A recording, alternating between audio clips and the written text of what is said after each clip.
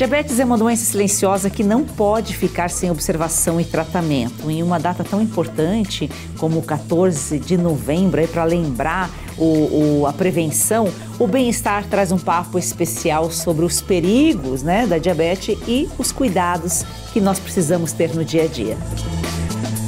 Assista agora A Força do Agro com Joyce Maffezoli. Valderson de Souza. Minha amiga Joyce, que alegria estar aqui de volta com você também de casa, porque sexta-feira é dia de bem-estar, e bem-estar sempre faz o quê? A nossa alegria. E a doutora Priscila Cuquier, endocrinologista, falei certo? Falou certíssimo. Seja muito bem-vinda. Muito obrigada pelo convite, um prazer estar aqui. O Dia Mundial da Diabetes, em 14 de novembro, serve como lembrete para controlar a glicemia, além de incentivar hábitos alimentares saudáveis.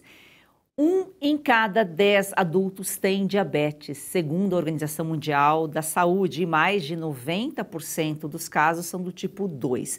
Grande parte dos pacientes também enfrenta colesterol alto e hipertensão. Doutora, por que a diabetes tipo 2 representa mais de 90% dos casos? O tipo 2, o diabetes tipo 2 é uma doença que é basicamente por resistência à ação da insulina. Então, nem sempre o indivíduo vai desenvolver o diabetes, mas a resistência à ação da insulina, ela vem devido principalmente à obesidade. Então, a obesidade acaba fazendo com que a insulina não haja bem, e aí a pessoa não consegue colocar, o organismo não consegue colocar a glicose direito para dentro da célula, resultando em diabetes tipo 2. Então, está muito associada à obesidade, mas tem também um componente genético importante. E representa, principalmente devido a essa epidemia de obesidade que a gente tem, essa parcela tão significativa das pessoas. Eu quero falar sobre essa relação com obesidade. Engraçado, resistente à insulina, que é um dos principais tratamentos, Isso. Então, assim, acho que vamos tentar conceituar o que é diabetes tipo 1 e o que é diabetes tipo 2, que são os dois principais tipos de diabetes. Existem outros, mas numa porcentagem bem menor. O diabetes tipo 1 é aquele diabetes que onde não há mais produção de insulina. Então, existe uma destruição do pâncreas, que é o órgão que produz insulina, e então o indivíduo necessariamente precisa ser tratado com insulina. Acontece mais frequentemente o início do diagnóstico na infância, mas pode acontecer também na vida adulta. E o diabetes tipo 2, ele começa, na verdade, como uma resistência à ação da insulina. Então, o indivíduo produz insulina, só que essa insulina não age direito. E então não consegue. E a insulina é fundamental para pôr a glicose, que é a energia, para dentro da célula. Então, se não tem, essa insulina não age direito, acaba virando diabetes. Muitas vezes, com o desenvolver da doença e prolongar da doença, esse indivíduo também precisa de insulina, mas o tratamento inicialmente não necessariamente é insulina, por o diabetes tipo 2, é facilitar essa ação da insulina. E diabetes vem do grego, Sim, diabetes, uma coisa muito interessante, é uma palavra difícil, mas que significa atravessar, passar através. É isso que a doutora estava acabando de falar, que a glicose precisa ser introduzida dentro da célula e a insulina que ajuda nisso daí. E quando não existe, vem essa doença que está aí junto da humanidade há tanto tempo e de uma maneira tão terrível, Joyce. Eu fico impressionado de ver como acomete a tantas pessoas e como todo o progresso científico, doutora, é tão recente, É uma coisa praticamente do século XX. Sim. Do século XX. 1 em cada 10 adultos é muita gente. Quem não teve, eu sempre falo, quem não teve ainda vai ter, infelizmente. Porque os riscos para desenvolver são grandes, Ai, Joyce, não. Os hábitos alimentares, doutora? A obesidade, que você colocou aqui no início. Por que ela está ligada à obesidade? Insulina é uma substância que o nosso organismo produz, Sim. É o pâncreas que produz a insulina? É o pâncreas quem produz a insulina ela basicamente serve para pôr a glicose para dentro da célula. Então, se ela não está funcionando direito, o indivíduo vai tendo que produzir mais e mais insulina para conseguir pôr aquela glicose de fato dentro da célula. E o que faz o principal causador de resistência insulínica? Obesidade. Então, existe uma base genética, mas os hábitos alimentares, o sedentarismo e a obesidade são o principal fator que desencadeia essa doença. Ai, doutora, mas não é porque a pessoa é gorda que significa que ela vai ser diabética. Não obrigatoriamente, mas é um fator de risco muito importante. Então, essa pessoa é perigoso, né? É muito perigoso. Essa pessoa que está acima do peso é uma pessoa que tem que, de fato, se proteger e tem que rastrear. Ô, doutora, e por que ela é considerada uma doença silenciosa? Porque muitas vezes o sintoma só vai vir depois de muitos anos da doença. Porque quando você tem níveis... A classificação é que a glicose de jejum ela tem que estar acima de um número, 126, no caso, para você diagnosticar como diabetes. Mas com 126 você não tem sintomas. Quais são os sintomas clássicos do diabetes? A gente chama de pólis. É muita sede, poliúria, que é muita vontade de fazer xixi, polifagia, muita vontade de comer e ainda assim perda de peso. Esses são os sintomas clássicos, mas isso não acontece com uma glicemia perto do 100. Vai acontecer com glicemias mais altas e por muito tempo. Então, até isso acontecer, a pessoa pode já estar com 100 e pouco há muitos anos. E o 100, 100 e pouco, já está causando os riscos que vão trazer as complicações, que são várias. Mas se a partir do 126 que é diagnosticado diabetes, a partir do 100... A doutora colocou que pode já estar...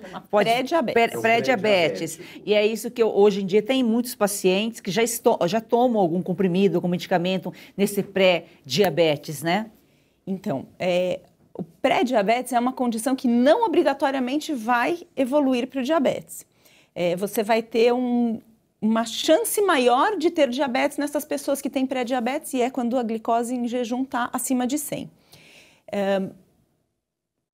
O não desenvolvimento do diabetes vai depender de melhorar estilo de vida, fazer atividade física, perder peso e, em algumas situações, necessário associar medicações também que vão fazer com que evitem essa progressão para o diabetes, que vai trazer muito mais riscos de complicações. Práticas saudáveis.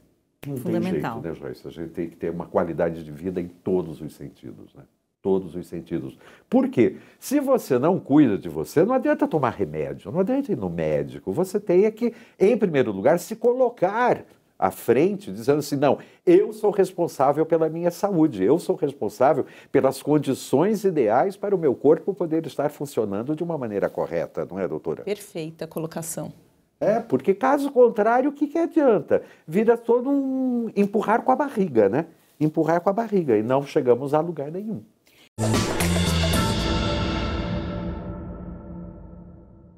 Donald Trump will never be president of the United States. Teoria do louco. Ninguém aplicou isso melhor do que Donald Trump. There's not going to be a President Donald Trump. A ideia é simples. Se os outros líderes acreditarem que você é imprevisível o suficiente para fazer qualquer coisa, eles pensam duas vezes antes de te provocar. Trump usou essa estratégia para negociar com inimigos e aliados. Foi assim que interrompeu os testes nucleares na Coreia do Norte, assinou acordos históricos no Oriente Médio e, após ameaçar uma invasão completa a Gaza, conseguiu a rendição do Hamas. Essa é a teoria do louco, um dos muitos conceitos que só quem estuda política internacional conhece e usa para conquistar o que deseja. Por isso, a Brasil Paralelo lança a sua primeira formação em política internacional. Você terá o privilégio de aprender com professores que dedicaram as suas vidas para entender o assunto e te ensinar como enxergar os fatos como eles realmente são. E essa é a última chance para você garantir o seu lugar nessa turma e também receber bônus exclusivos. A certificação em Bitcoin, um guia completo para compreender essa nova moeda e o seu papel na defesa da liberdade econômica. E também a certificação em ciência política, que expõe as engrenagens do poder de Brasília. Ao confirmar a sua vaga, você receberá um convite exclusivo para a live secreta sobre geopolítica da Brasil Paralelo, que não ficará gravada depois. E ainda concorre a um item de colecionador. Mas atenção! Pular este vídeo significa perder o seu lugar nesta turma. Nós contamos com a sua presença. Muito obrigado e até breve.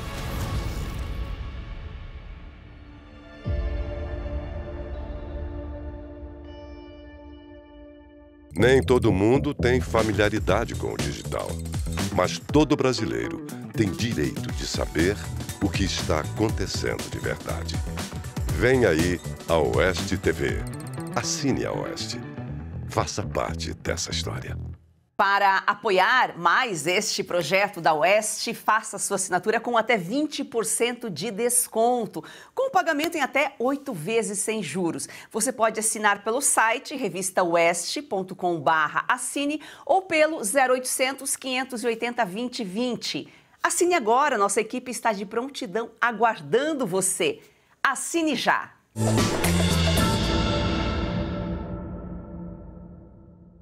Ô Val, nós desenvolvemos, né, a insulina é uma substância desenvolvida pelo corpo humano, mas também houve o descobrimento da insulina para o tratamento do diabetes, né? Sim, porque ninguém sabia muito disso, Joyce. Foi só no século XVIII que um alemão, estudando o pâncreas, descobriu que tinha uns aglomerados de célula que ele deu o nome de ilhotas. Esse homem chamava-se Langerhans. E depois, o que aconteceu? Já no final do XIX, um outro cientista, estudando esses aglomerados de célula, descobriu que eles produziam um determinado hormônio muito importante que regulava todo esse sistema. E por causa dessas ilhotas, dessas ilhas, que em latim é ínsula, ele deu o nome para esse hormônio de insulina. Então, tudo isso foi uma descoberta muito recente. A gente só pode dizer assim que só se configurou mesmo como um tratamento, como descoberta de insulina e tal,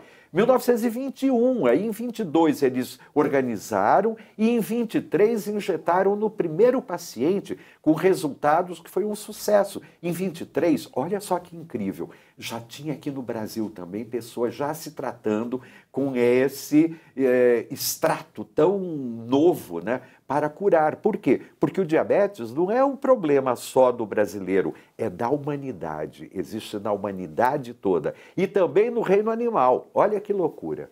Os animais são muito parecidos, né? O que a gente desenvolve, os animais também desenvolvem, né, doutora? Sim. Doutora, e como que o diabetes ele se relaciona com outras condições como colesterol alto, hipertensão e, consequentemente, né, esses descontroles acabam provocando problemas cardiovasculares? Então, o substrato comum dessas doenças todas, então, obesidade, hipertensão, colesterol alto, diabetes, é muito semelhante, está muito relacionado ao estilo de vida.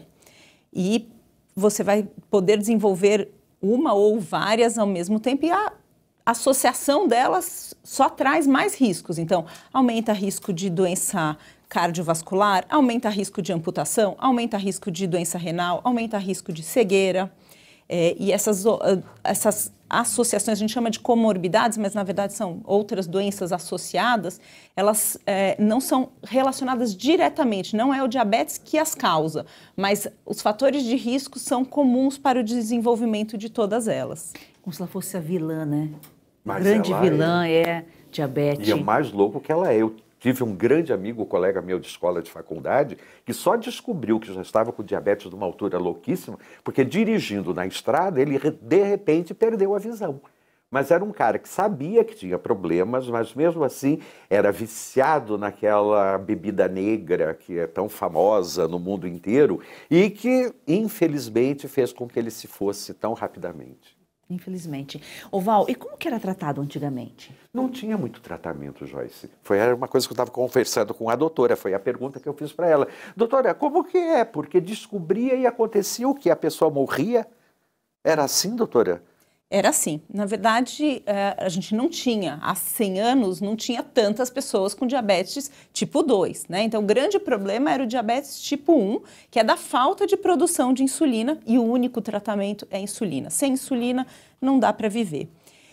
O tratamento na época, quando não existia insulina, então a insulina tem 103 anos, era uma restrição de carboidratos para não precisar pôr o carboidrato para dentro da célula, então não precisava de insulina, mas na verdade a sobrevida era muito pequena e eram pessoas, crianças na sua grande maioria, muito desnutridas, magrinhas. E aí quando começou a ser introduzida a insulina, que começou de fato a ter um tratamento, porque antes disso a mortalidade era praticamente certa. Doutora, a doença não é causada, como muita gente acha, diretamente pelo consumo de açúcar, né? Mais pelo excesso de peso, pela questão genética, mas o consumo exagerado de açúcar pode desenvolver a doença? O consumo exagerado de açúcar só vai desenvolver a doença se levar à obesidade e se tiver um substrato genético que favoreça também. Só consumir açúcar não leva ao diabetes, mas o consumo de açúcar na pessoa que já tem diabetes vai elevar ainda essa glicemia e, enfim, vai piorar o resultado do tratamento. Por que o diabético tem tanta necessidade de consumir açúcar?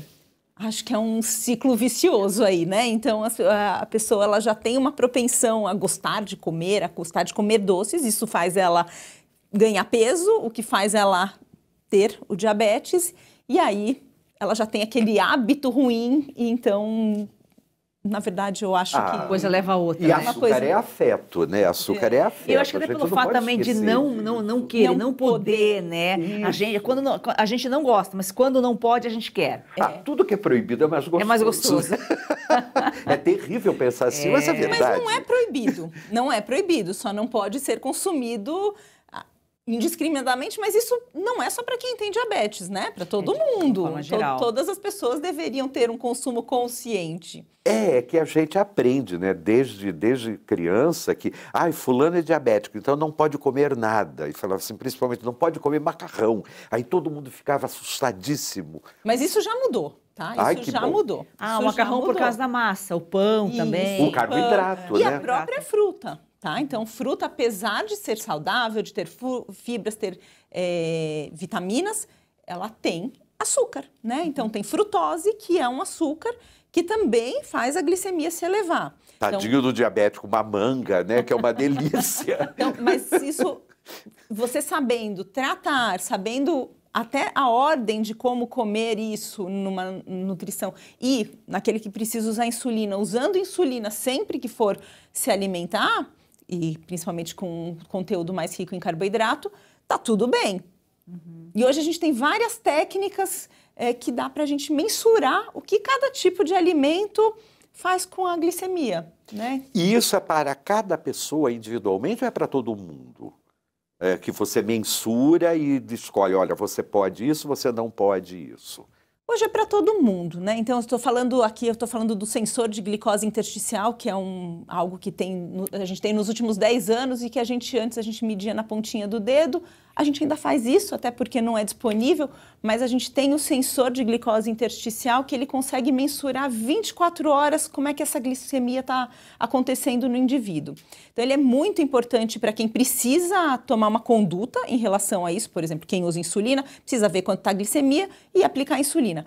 Mas para aquele que não usa insulina também ele é muito interessante. Por quê? Porque ele te ensina a comer, te ensina a entender o que está acontecendo. Quando a gente come alguma coisa e não sabe o que está acontecendo, você faz o que quiser. Doutora, quando você faz... isso são aqueles patches que você coloca no braço? Isso. Isso são esses sensores, né, que são, em geral, redondinhos, mas tem alguns em outros formatos, que você pode pôr no braço, alguns deles você pode pôr em alguns outros locais, e a gente consegue ter uma monitorização contínua nas 24 horas.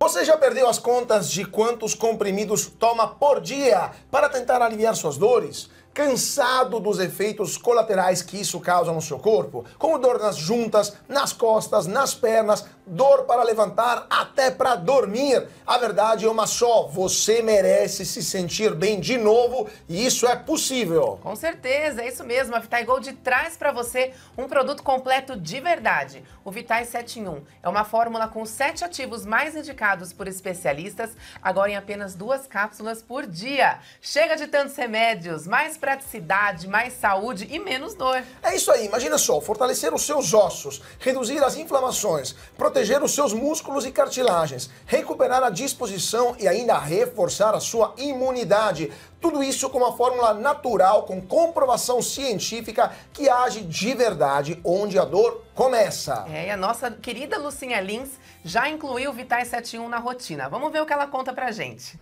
Cansada de tomar vários comprimidos por dia, não é mesmo? Eu também. Por isso a Vitae Gold tem agora o Vitae 7.1. São os 7 principais ativos para cuidar da sua saúde e ajudar você que sofre com dores nas articulações, artrite, artrose, reumatismo, fibromialgia. A Vitae Gold desenvolveu um creme de massagem e vai mandar aí para você de presente. Ligue 0800 291 2200. É isso mesmo, o Vitae 7.1 mudou a rotina da Lucinha e pode transformar a sua também. Ligue agora para 0800 291 2200 e aproveite a oferta exclusiva. 70% de desconto para os 100 primeiros que ligarem e o relógio inteligente, ó, vai de presente. É isso aí, então chega de remédio para tudo e solução para nada. Vitae 7.1 é natural, eficaz e foi feito para você viver sem dor.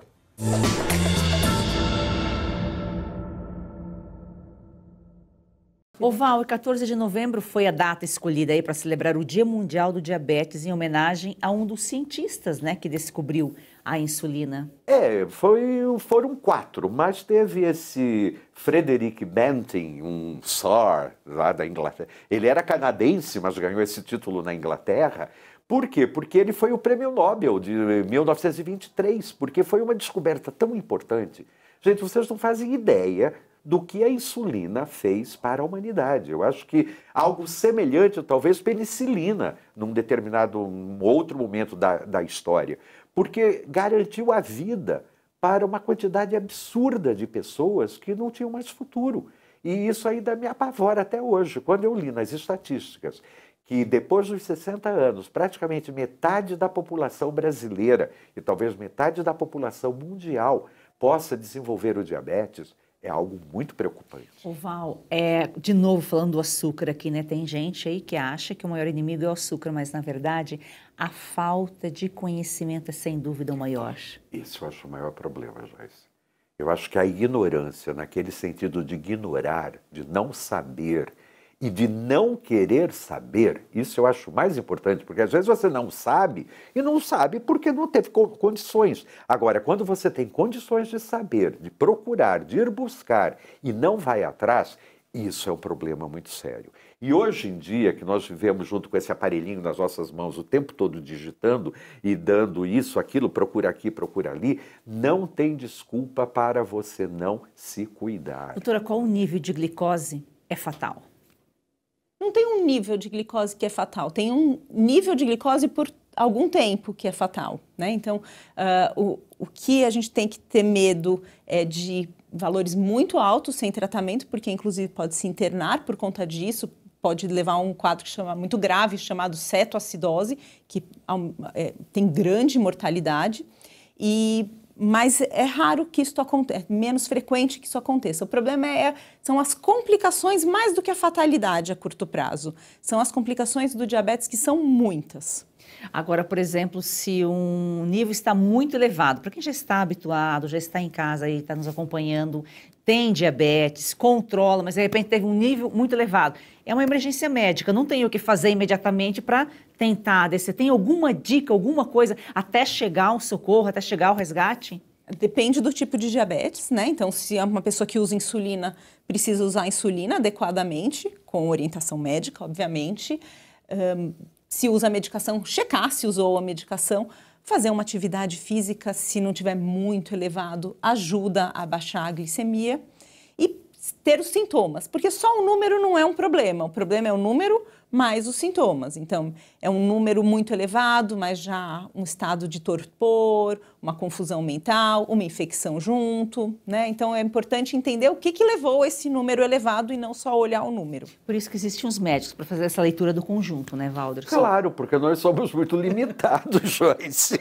Eu acho que a gente entende de muita coisa. Agora, tem gente que se especializa, que passa a vida. São 6 anos de faculdade, mas não sei quantos de residência, mais especialização. Tem que saber alguma coisa, né? Agora, a gente reza um pouquinho para Deus mandar uns médicos legais para a nossa vida. Exatamente. Doutora, você falou em amputação. Nos Estados Unidos, cerca de 80 mil amputações de membros inferiores em diabéticos tipo A ocorrem aí a cada ano e são taxas mais elevadas entre os homens. E acredita-se que a metade poderia ser evitada com exames e educação sobre o tema? Sim. Então, acho que é muito importante esse tema para a gente saber a prevenção. Então, a primeira coisa é a prevenção do diabetes. Só pegando um gancho aqui na sua pergunta, é importante que todo adulto acima dos 25 anos de idade tenha pelo menos uma glicemia, um exame de rastreio monitorado. E se tiver sobrepeso, obesidade, uma história familiar, a partir dos 10 anos as crianças já devem fazer isso. Tá? Então, assim, porque a gente, infelizmente, está vendo muita criança acima do peso e que já tem diagnóstico de diabetes tipo 2. Doutora, histórico familiar seria o quê? Pai, mãe, avô, avó? Pelo menos um dos familiares de primeiro grau, pai, mãe ou irmão. Tá certo. E aí a questão das amputações e das outras complicações. Então, a neuropatia diabética, que é a alteração dos nervos relacionadas a esse diabetes crônico, ele pode acontecer em fases até em gente que não sabia ter diabetes. Nessa fase que eu falei que às vezes a pessoa não teve os outros sintomas, mas aí o primeiro sintoma já é uma anestesia dos pés. E aí aumenta muito o risco de fazer uma lesão, uma úlcera, e essa úlcera infectar, e essa úlcera levar a uma gangrena e precisar amputar algum membro. Então, o saber que tem diabetes é uma prevenção. O saber que tem neuropatia é outra prevenção, então é fundamental que toda pessoa que tenha diabetes tenha um exame de avaliação de neuropatia pelo menos uma vez por ano. O que seria a neuropatia? Só explicando para a gente. Neuropatia é a doença dos nervos, né? Então é uma lesão, a glicose alta, enfim, ela vai destruir as fibras nervosas que vão fazer com que as pessoas tenham ou falta de sensibilidade, principalmente nos pés e nas mãos, ou até dor. Mas muitas vezes elas não sentem nada. Elas têm uma anestesia. Então, pisa numa pedrinha e nem sabe. Tem uma pedrinha lá no sapato, pedrinha fica lá, nem sabe que machucou. Quando vai ver, tem um buracão na sola do pé. E o exame dela pode estar 100, por exemplo. Não vai estar não, vai estar já elevado. Vai estar elevado, nessa pessoa vai estar elevado. O exame, né? Hoje em dia, qualquer ida ao médico já está no hemograma, aí em paralelo já vem o exame de diabetes, é tão simples, né? Mas a amputação vai vir principalmente nas pessoas que já sabem ter diabetes, né? Mas mesmo nessas pessoas é fundamental que elas rastreiem as complicações do diabetes. Não só fiquem tomando remédio, achem que estão tratando, mas que rastreiem. Um dos exames, é muito simples fazer esse exame de neuropatia para saber a sensibilidade. É um monofilamento que a gente chama, é tipo um fiozinho que o médico vai tocar, ou o outro profissional de saúde vai tocar e vai dizer, tá sentindo ou não tá sentindo? Se a pessoa deixou de sentir aquilo, ela vai deixar de sentir a pedrinha no sapato. Doutora, já que estamos num programa de agroalimentos que podem ajudar, quem já tem diabetes aí a se alimentar melhor, até para ajudar a tentar dar uma controlada, chá de canela pode ajudar também? É benéfico ou é mito? Não.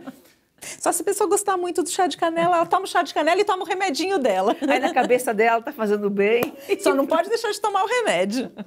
Mas, doutora, falaram de berinjela também, que era uma coisa muito boa para os diabéticos. Água de berinjela, né? Água de berinjela. Não serve. Tudo isso é só, vamos dizer, lenda urbana. Lenda urbana. Pode até ser que algumas dessas coisas elas ajudam, mas é uma coisa tão discreta, mas tão discreta, e a gente não sabe a dose também, né? Então, acho que é uma coisa importante a gente não sair tomando chás por aí, porque os chás, primeiro, eles podem ser tóxicos, alguns podem dar até lesão no fígado, e a dose, né? O remédio, ele é controlado, a gente sabe que aquele remédio tem tantos miligramas. O chá eu vou tomar quanto? Que concentração? A questão é práticas saudáveis, né? Como a gente sempre fala aqui, alimentos, evitar os ultraprocessados, prática de exercício e sempre com moderação, né? Não comer tudo num dia e no dia seguinte já comeu para a semana toda e repetir a mesma dose, né? É essa que é a história, gente não se controla, enfia o pé na jaca e aí danou-se, né? Exatamente. Mas o importante é saber o quê? Que tudo isso pode ter tratamento, que tudo isso você pode se conscientizar e fazer com que você se torne cada vez mais consciente e responsável pela sua vida. Não adianta culpar o governo, não adianta culpar Jesus ou sua alma penada. É cada um de nós o responsável pela nossa qualidade e nossa saúde. Se você não cuidar de você, ninguém vai cuidar. Doutora, muito obrigada pela sua participação, pelas suas informações. Foi um prazer recebê-la. Foi um prazer poder contribuir com todos. Vá, um excelente É sempre gostoso, né? Sempre um papo muito agradável. E é sempre uma sexta-feira que a gente espera com bastante carinho. Então, até sexta para você em casa. É isso aí, final de semana chegando, não vamos enfiar o pé na jaca. Um excelente final de semana e até segunda-feira.